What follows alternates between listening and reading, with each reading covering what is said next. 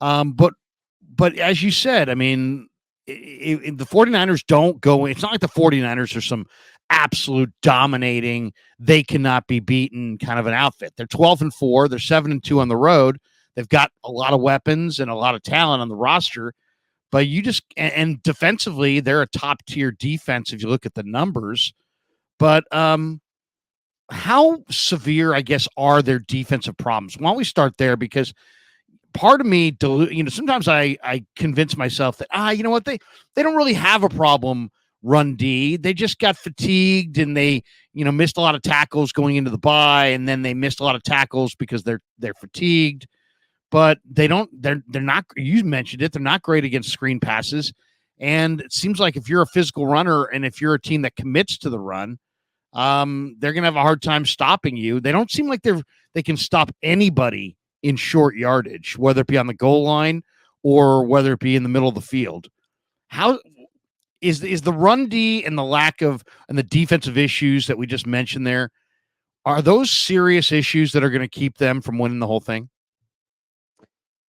It's a tough one. I mean, I think it's schematic, actually. I think Steve Wilks, because he inherited the best run defense in the league. They haven't really changed much. They lost Jimmy Ward and Samson Ebukam, but they still have a lot of good run defenders. I think Steve Wilks came in and said, why are we playing 8-man boxes so much? It's a passing league. We're giving up big plays through the air. Why don't we play two deep safeties more and just concede a little bit more on the ground and concede some of these screens? I'd rather give up a little bit more on the ground and some screen passes than long passes down the field. I think it's almost by design. And, are you going to run the ball? Are you going to beat the Niners by running the ball on them? Probably not. Their offense is too good. They score too many points. I mean, the Ravens had the best rushing attack in the league. They beat the Niners by passing on them. They beat the Niners by Lamar Jackson getting outside the pocket and making throws on the run. So it's an issue. Like, let's say they face a team like Buffalo or Kansas City in the Super Bowl, and those teams are able to be balanced. That's a problem because you want to make them one-dimensional. And I don't know that the Niners necessarily can do that this year if they're playing these two deep coverages and Eric Armstead isn't healthy. Without Armstead, they have a real problem against the run. That being said, what do you think's going on with Armstead? Do you think his foot injury has gotten more severe and the plantar fasciitis is worse? Is that why they signed Sebastian Joseph Day? Or is this all kind of just, Eric's, he means a ton and he's not going to play unless the season's on the line. And this is all just, getting him rest that he needs. I mean, this is 2 years in a row he's had the plantar fasciitis. This might be kind of a chronic thing for him. Yeah, I mean, I've never had plantar fasciitis, so I don't know how it works. Is it possible that it's one of these things where there's no clear-cut timeline? You just sort of have to check in with him every week and say, how does it feel, Eric? And you're sort of waiting for it to die down, and it hasn't yet. That's a problem. They could say, hey, we're going to rest him. Yeah, he has 2 weeks, and we hope he'll be ready for the playoffs. But he may still be in pain, and they could say, hey, we're facing Tampa this week. Let's give him another week. I wouldn't be surprised if the Niners feel real confident that this injury lingers until the Super Bowl. We may not see Eric Armstead again until the Super Bowl. That would give him a lot of time if the Niners make it. Can they get there without him?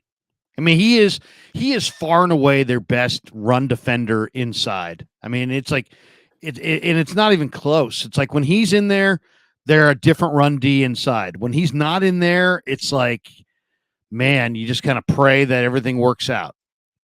Well, I think schematically the reason for that is, again, think about what you have to do with two deep safeties. You have 7 in the box. There are 8 gaps, so you're down a gap. How do you not get gouged in the run game? One player has to 2 gap. Who's doing that? Armstead. He's great at it. He can stack and shed. He's utterly dominant.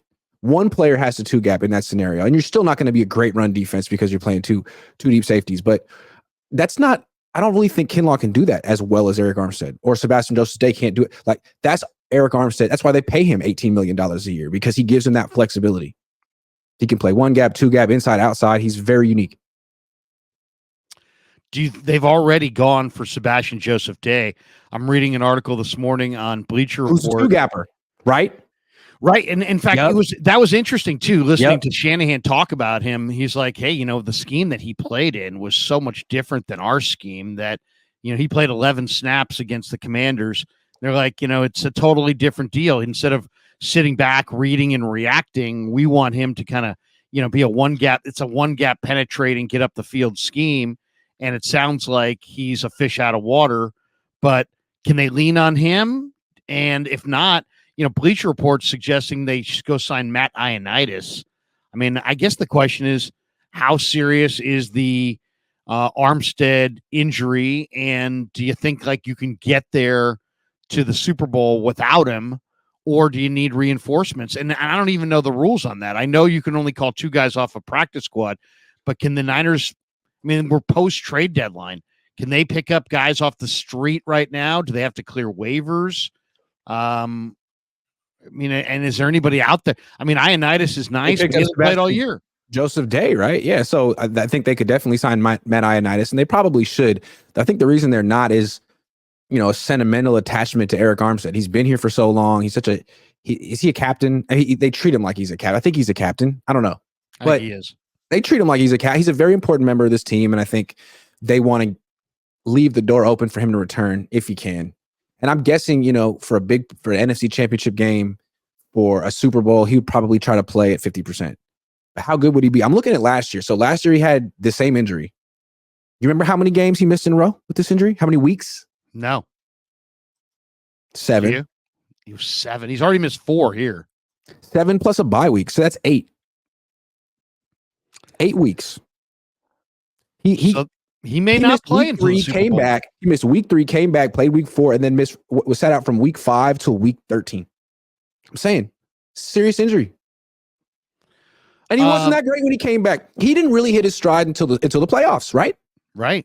Yeah. Yeah. No, he and he's so essential. It's amazing too when you talk to the other guys in the room, whether it be T.Y. McGill, Kinlaw, the linebackers. When Eric's name comes up, he's like, the Niner players hold him in higher regard than I think the media does, the fans do, maybe even the coaching staff. The Niner players look at Eric Armstead like he is, he's alpha. Aaron Donald. He's Mean Joe Green. He's, put in the greatest defensive tackle you can think of. That when they're talking about him, they hold him in such high regard. It's unbelievable. Yeah, and I never understood why. I feel like to a man in this organization, they preferred Eric Armstead to DeForest Buckner. And I think it was an easy decision for them to keep Armstead over Buckner. I just think it was hard for them to sell it to the team, or to the fan base. I don't think fans care anymore. But I always wondered why. Because to me, Buckner is clearly a better player. But Armstead, maybe he's a little bit tougher, a little bit more physical, a little bit more I don't know. Like DeForest Buckner was a great pass rusher, but I feel like he wasn't as good against the run. That's a great question because they didn't Armstead get similar money, or did Armstead get 2-3 million less? A little bit less. So yeah, he was a bit of they saved a little money, but I think the way they always talk about him, from Bosa to the coaching staff, I think they prefer Armstead's style of play for a defensive tackle, and I'm not sure why. But that's a tangent.